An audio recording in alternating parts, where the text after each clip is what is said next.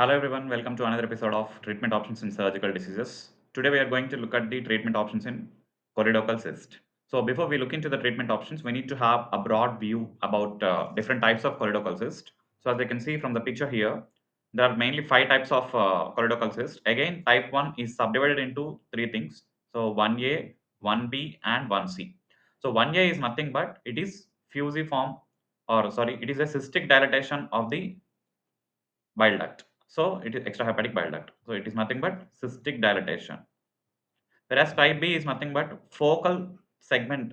One segment is particularly dilated. So focal segmental dilatation of extrahepatic bile duct. Then type C is fusiform dilatation of entire extrahepatic bile duct. So fusiform dilatation. So it is fusiform, focal segmental dilatation, and cystic dilatation of extrahepatic bile duct. So this is about type 1. Coming to type 2, as you can see here in the picture, it is nothing but a simple diverticulum of common bile duct. So it is diverticulum, simple diverticulum of CBD. One common question they can ask you regarding type 2 is which type of choledochal cyst will mimic as accessory gallbladder? So this is type 2 of choledochal cyst will act as accessory GB, right? Next, coming to type 3, as you can see here, this is the distal intramural dilatation. So distal CBD intramural dilatation or choledochal seal. This is called choledococele. Choledococele. Intramural dilatation within the duodenal wall. That is type 3. Coming to type 4 is again of two subtypes 4A and 4B. We can remember easily A for all means both intrahepatic as well as extrahepatic bile ducts are dilated. Okay, so both intrahepatic and extrahepatic ducts are dilated. Whereas when it comes to 4B, only extrahepatic bile duct is dilated. Coming to type 5, this is also called Caroli's disease, where only multiple intrahepatic bile ducts are dilated. Okay, so this is type 5.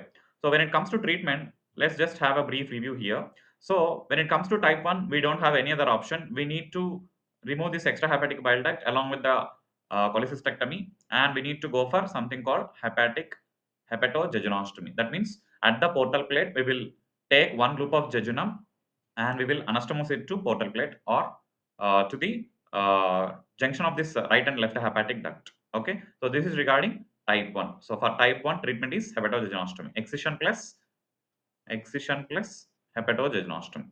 Right. When it comes to type 2, as it is just a simple diverticulum, we can simply remove or excise the diverticulum plus suture the CBD. Suture the CBD. Type 3 is one entity where we need not open the abdomen, or we don't need to go for even this one. So we can treat it with the ERCP. So we can go for ERCP where we are trying to do endoscopic sphincter dilatation or sphincterotomy. Endoscopic sphincterotomy. Just if we release that obstruction, it will relieve. When it comes to 4A, as both intrahepatic and extrahepatic bile ducts are dilated, we don't have any other option. We need to go for liver transplant. When it comes to 4B, again, this is something like which will mimic or more or less same as type 1. So again, we will excise extrahepatic bile duct plus we will do hepatojejunostomy.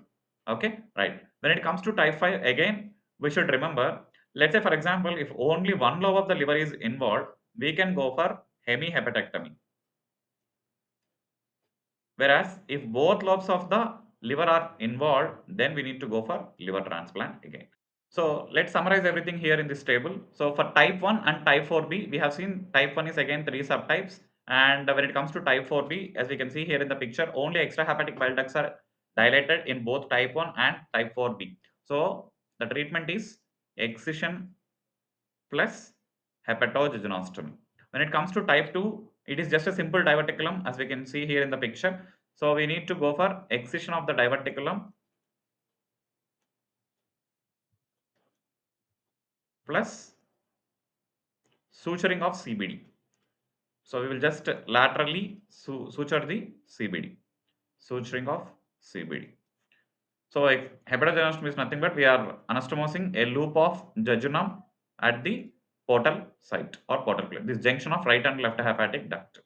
Now, coming to type 3, this is just choledocholecal. So, we need to go for endoscopic, that is by treating with the help of ERCP. So, endoscopic sphincterotomy.